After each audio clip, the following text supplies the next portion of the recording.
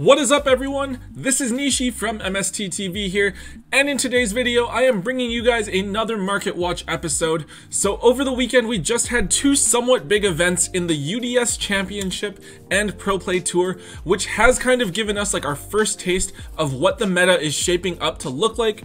Obviously, this is going to be pretty short-lived because we do have the Fist of the Gadget set coming out this weekend and then the Megatons the week after, so do expect the game to look pretty different in a couple of weeks. However, there is still some movement going on in the market.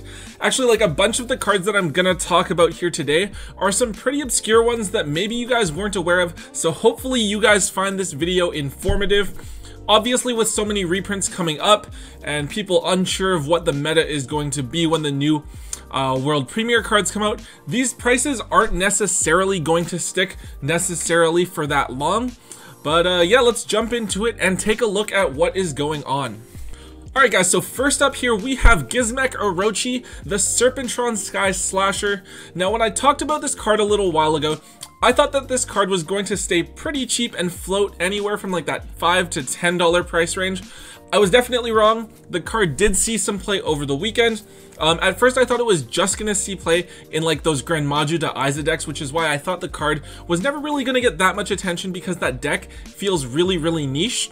However, the card actually did see it played in a number of other decks, right? Like we saw it played in a 60 card Orcust build that made the top 16 at UDS, and then it was also played in something like Orcust Thunder Dragon. I think that might have been Jesse Cotton's build, but I'm not 100% sure on that. But yeah, so if the card is seeing success, then it does make sense that it is going to go up in price. It was previously sitting at around like a $10 price point. Over the last few days, we have seen it jump up to around like $23, but at the time I'm making this video, it's already back down to $15. I think that the card's going to stay around $12 to $15 over the next week or so, and its price is ultimately going to depend on how much success it sees in the coming weeks, especially at something like YCS Portland. If it continues to see play in those top decks and make the top cut, I can definitely see it hitting up to that $20 to $25 price point. But if it doesn't, I could very easily see it dropping down back to around that $10 price point. Alright, next we have a bit of an odd one that I haven't really seen anyone talking about. Holo versions of Alexandrite Dragon are actually worth a bit of money, which is kind of weird to me. Now this card first came out as a super rare in Photon Shockwave, and then it was also an ultra rare as the sneak peek promo from the same set. Apparently the card is used as a one-of in Dragon Link decks because you can bring it out with unexpected die to start off combos, which I guess is like fine. I don't know how necessarily good that is. I don't really play the deck. It's probably something like good Ash Bait because it doesn't burn your normal summon, and then you can use your normal on Draconet or Overraptor. But like I feel like drawing Alexandrite Dragon would probably feel really bad. Anyway, so like right now, Ultras have like almost completely disappeared from the market. A little while ago there was none. Right now there's like 4 available on TCG Player, but they're like $10 a piece for the Ultra, which is way more than I would be paying for this card, because I remember picking them up from people's bulk at the sneak peek. Like people are just throwing them out because they were just like vanillas.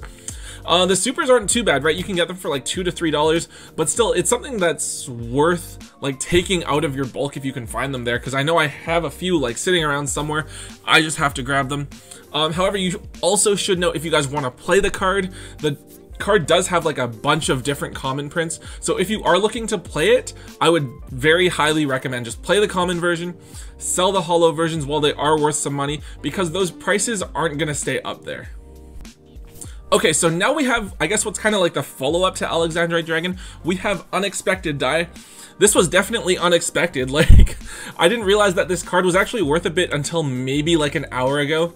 But I also happened to just pick up a playset of Super First Eds for like $2 a piece this weekend, so that was pretty cool. Anyways, this is the card that you would use to bring out Alexandrite Dragon in Dragon Link.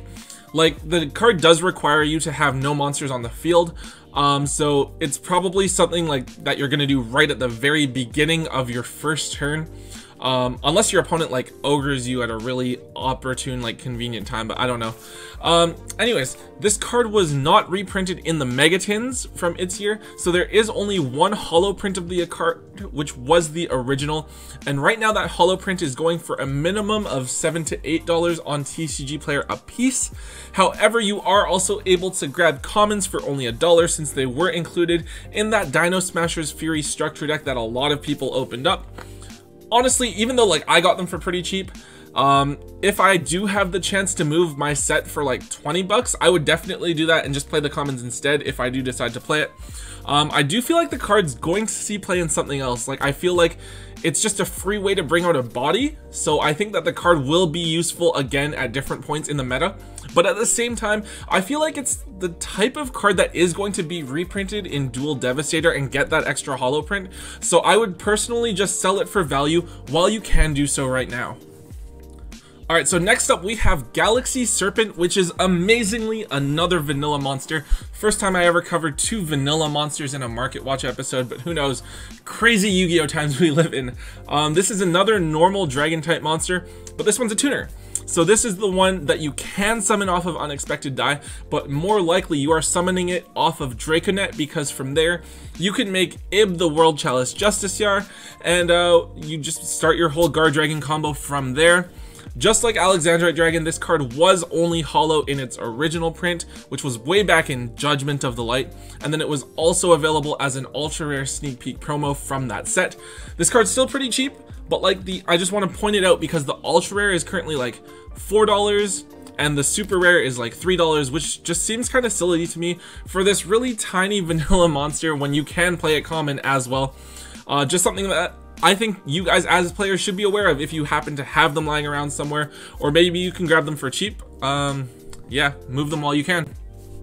Alright, so next up we have Skye Scourge Norluris, which feels really random. Like I personally have no idea why this card was bought out or like where the attention is coming from. Like I understand that it was featured in that deck that Thomas made that was like super degenerate, but like I didn't see this card in any of the deck lists that topped over the weekend. Maybe I'm missing something, or maybe people are just like hiding some really spicy tech for like YCS Portland and they just don't want everyone to know about it, or maybe Tombox is like really like low-key heavily influencing the market with his decks. But like who knows, if there is something that you guys know about, or like if I'm just like clearly missing something and you guys can tell me why the price is up there, please throw that down in the comments below because I would really love to know about that. Anyways, so Norluris, the supers we are currently looking at like $15 for a near mint copy on TCG Player. And then for the ultimate rares, holy crap, near mint unlimited ultimate rares we are looking at $40. And then for the first editions we are looking at $80 at the lowest. I definitely won't want to pay prices like that, right? Like this card hasn't been reprinted outside of Force of the Breaker. It just had that super and the ulti print. I don't know where the price is going to settle at because I don't know necessarily why the card's so hyped up, so I can't really explain it or try to justify it. If it is part of like a really good deck, then maybe that price is going to stick. But if it's just like another random buyout, which I kind of feel like it is, then the price is obviously going to settle back down. If you do have them sitting at home somewhere, I would probably just go the safer route and like sell them. Okay, so next up we have another really odd card choice here. All of the cheap ultimate rare Fog Kings on the market were recently bought up. So before it was only like a $12 card. However, right now the cheapest ones available on TCG Player are like $20, which is kind of strange, and I feel like it's more than I would be willing to pay for the card. I always thought that this was a weird card to include as an ultimate rare, since it was really only ever relevant in that like Monarch format. But it is what it is, I guess. Like, it's fine. It was useful like in that matchup, so that's okay. I believe that what people want to use it for is to stop your opponent from dropping Nibiru on you, since they can't tribute while the Fog King's on board. And like a Fog King, you can just like normal summon it without tributing, and it doesn't matter that it's a 0/0 if you're going first.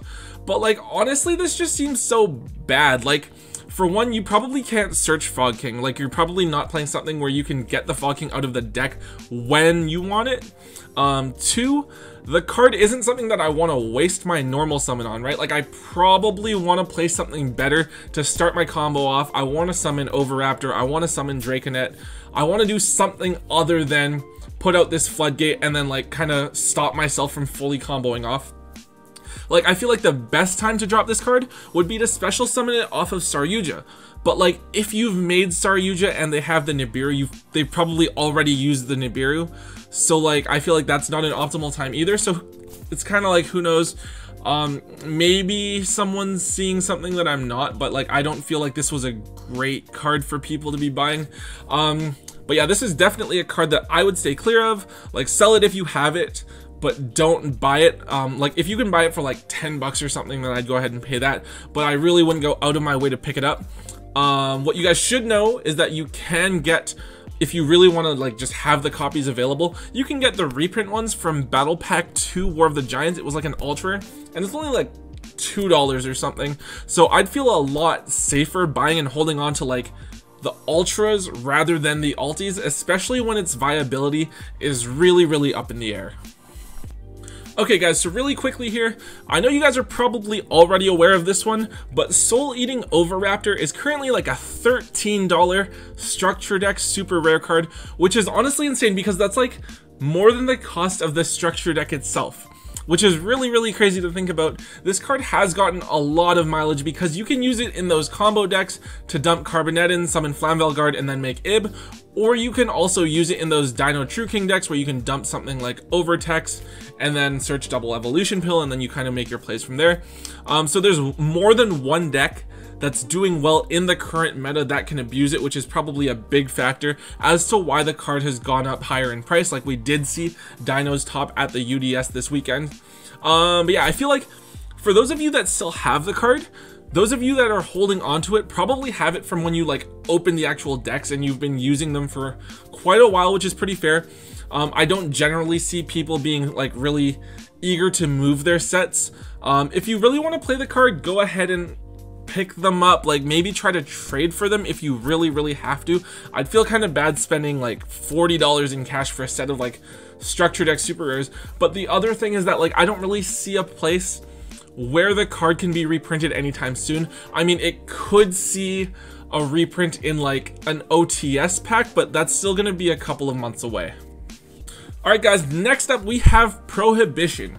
Now, I believe that this card was talked about in a House of Champs video, and then I know that people have been talking about it being used to stop Nibiru. Prohibition is a card that comes up like every couple of formats, and people are always worried about one specific card that's running rampant in any given format, and people want to use Prohibition to stop that card. Now, admittedly, Prohibition would do what it's setting out to do in that regard. Like, it can stop Nibiru, but ultimately I don't think that it's going to see very much play. For one, it is a card that has to be hard drawn when you're going first, and when you do, that's one less combo piece in your hand for you to pop off with. Like, depending on what deck you're playing, that might not really be optimal if you want to throw your whole hand onto the board. Also, it only stops one card, so it doesn't do anything against like other hand traps, for example. Like, if you're using it to call Nibiru, it then can't stop Ash Blossom. I know that like Called by the Grave can't stop Nibiru, but I'm sure that there are other ways to play around Nibiru other than Prohibition that are going to be useful in other matchups.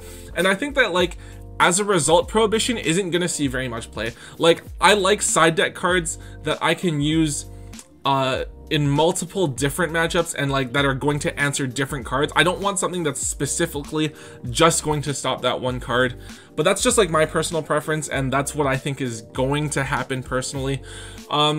We are currently looking at super rare Prohibitions being bought out. I believe the cheapest ones online right now are about like $60 a piece, which is way more than I would be willing to pay for that card. There's also a secret rare one from like Legendary Collection Yugioh's World, I want to say. It's normally only around $4 to $5, but it's currently sitting at around 10. For me, like personally, these cards are definite sells because I just don't believe that they're going to see play based on the trends from like what I've seen happen in previous metas. Alright guys, and finally the card I want to talk about here for a couple of seconds is Shaddoll Dragon. Now, other than Hound, this is the one Shaddoll main deck monster that wasn't reprinted in Battles of Legend Heroes Revenge.